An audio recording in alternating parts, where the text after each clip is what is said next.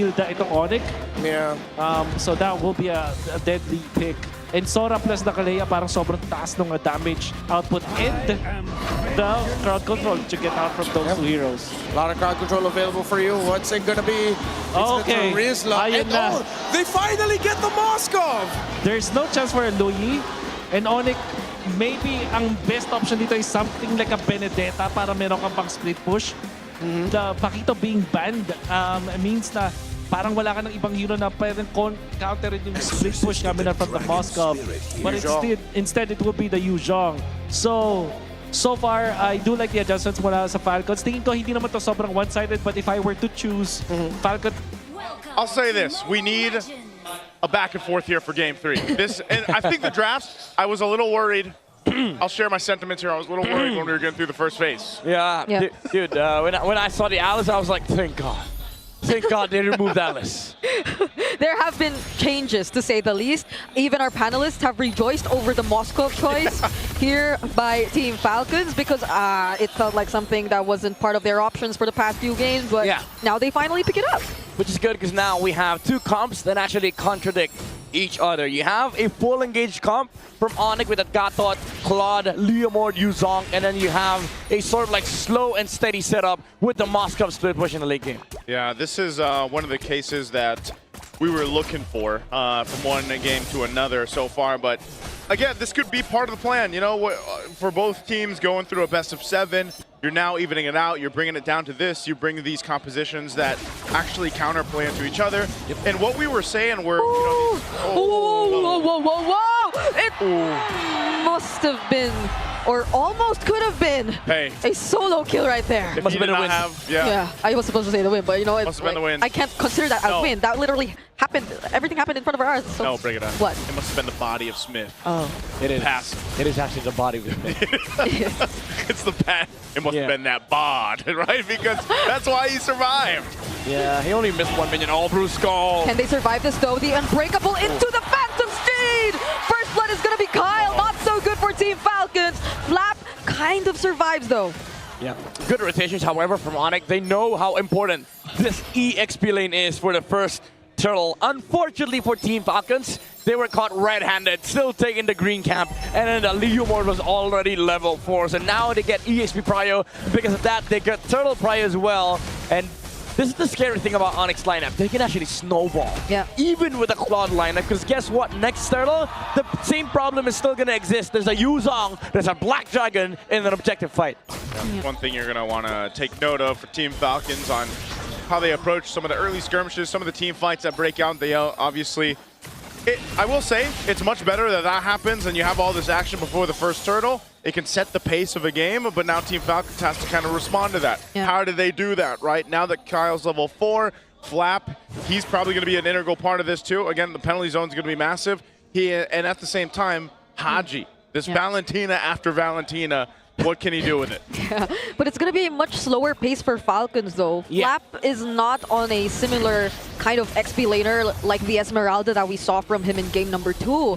And the fact that Kirk has forced him to go home in their first meet, that's already a lot for ONIC. I actually, you know, I like that you brought it up because I think this Trizla, even though as much as I like Trizla, like I call this guy the international placeholder because you don't really lose that late. Oh, wait, hold on, thought. Prince is gonna go in, so is King Kong. Super Marco could not get bulletproof in that one. Yeah, so this is my big concern with this Trizla, right? You don't really do anything in the early game. Wait, Super Prince, no Purify. The response from Falcons might just be another punish. They find 2 members instead of Falcons finding 1. Oh wait, Super Prince did go down though. Yeah, he had 1 HP. He was kind of bait, like he was the bait. He went back for it. I don't know if he needed to die there, but nonetheless, they come out on top of the trade. Yeah, and then if I can go back to Marco, let me go back to the analysis, Marco. So yeah, what does the Trizla give Team Falcons, right? It's the slow objectives. But because of how the composition works for both sides, ONIC can just go look for other place outside of the EXP lane. Because again, they already have the EXP prior. There's basically a dub already on the EXP lane. Go find some moves on the other side of the map, which is going to allow ONIC to pressure the Moscow as well. And because of what we saw earlier, now this Claude is a scaling problem. Yep, 2-0 and 1 already. Cursor sights locked in. Very strong start for a Claude in the hands of Severo when honestly, you know, you wait for Claude to go ahead and scale up. Well, now you've got an early head start. This is going to be a turtle for the taking. Yeah, that's a Black Dragon form already. Petrify not used just yet, but it's already going to be enough. Oh, there you go. They finally do. The penalty zone won't be able to convert into much. King Kong secures the objective as they change targets and go for Ogwen instead. There is nowhere to run, and Haji barely escapes, but Kirk goes for the dive. Woo! ONIC, they're feeling it this one. I thought it was going to be closer, but it all fell apart again before the first hurdle. Yeah, Kirk got frustrated. I wanted to play Paquito last game, but then you pick it up on Marco. Oh my goodness, Severo actually made it to that fight. He got the gold. You know what? ONIC, they got frustrated, man. They're styling on Falcons. Yeah, after game 2, they were like, okay, Flop might have been able to dance around us on game number 2. Now what does the Terizla do? Yeah. With you on Terizla, there's no explosive movements coming out from Team Falcons. So ONIC, they can just move around the map, constantly look for pickups. Yep, they're going for this turret first. Ogwen can wait. And now that they've taken this turret, Ogwen is looking to fall next. Kyle, Flap, and Super Marco will be here, but ONIC, that's all they wanted to take. This feels like Team Falcons just can't keep up with the ONIC Flash is what we called it, you know, when they went through that sweep too. And it's just, they're everywhere they need to be at the right time, and Team Falcons lineup is moving a little bit slow to respond against ONIC. And it's not really their fault, because their lineup has to check for a lot of things, right? Number 1, where's the Liam ward? Yeah. But even step number 1, they can't even check the box, because the first guy that they see, the first contact is always the Yuzong or the Gacha, which becomes a little bit problematic for Flap, because even if he finds the Remord, even if he counter-engages, the Yuzong just destroys the backline. Okay, Brusco, could he be taken out here? Won't even use the AOG, he's just gonna stand in front of everyone from Falcons, and I agree, even that one moment where we saw Flap potentially might find an angle, they were just like waiting for him. Yeah. They were forcing him to use the penalty zone, but then he still goes down. And there's no follow-up, right? Because again, Kirk is just on the backside, dealing with the other damage dealers on the side of Team Falcons. Again, look at this, no first contact for Team Falcons. Who do you jump if you're Flap? Who do you use the penalty zone on? Yeah, this is one of the things though too. You know, he just got the War Axe locked in. He's about 1,000 gold behind Kirk, and Kirk has had a hell of a game already so far throughout this Yuzhong. And even if he's not getting a bunch of kills, it's just the threat of the Dragon form, and they're doing this for the purple buff. So Team Falcons, that's a Tsunami Slam committed, but Ogwen nearly went down yet again. A stun from Kyle, but it forces out the turret from Severo, and Kirk! He finds the kill on Flap! Oh, even with the jump, even with the first engage, they cannot deal with his overwhelming frontline survivability of ONIC. Kirk though, okay. It's gonna be a trade for Falcons, and they hold on to their tier 2 in mid. all right, both XP laners go down.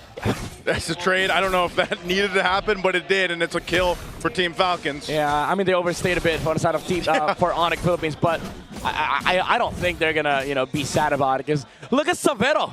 He's level 10 against the level 8 of Super Marco on the Moscow. 2K almost 2K on a gold lead. And nearing the Trinity as well on the Claude. This next Lord fight is gonna be a big challenge for Team Falcons. Yep, looks like Prince is going into that Sky Piercer as well for his next item. This is what we saw him do previously, you know. Gets the utility that a glowing wand also provides him, and that's enough to make it work and be successful. Fight for the buff. Tsunami Slam and penalty zone get used on Brusco, but was that the right choice? ONIC are just prepared to fight back, even under the turn, because Severo's going in! Blazing do it! And they're just pushed back to their base, because ONIC is just in their face! Oh, Prince!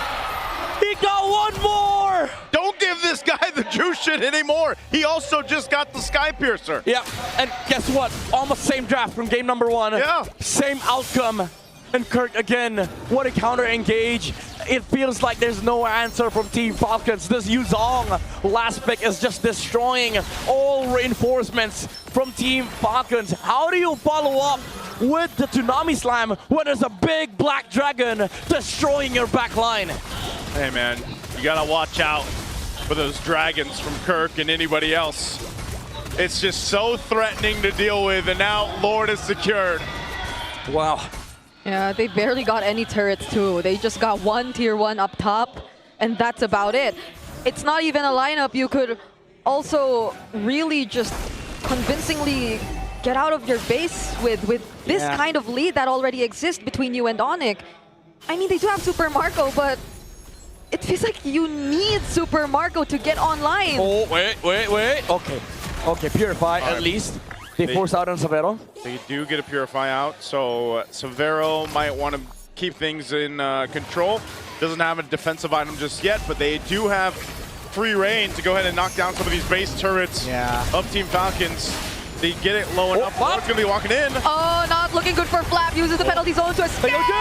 But the Sky Piercer and the AOG just blocks off their exit once more. They get to dodge the Petrify from Kirk.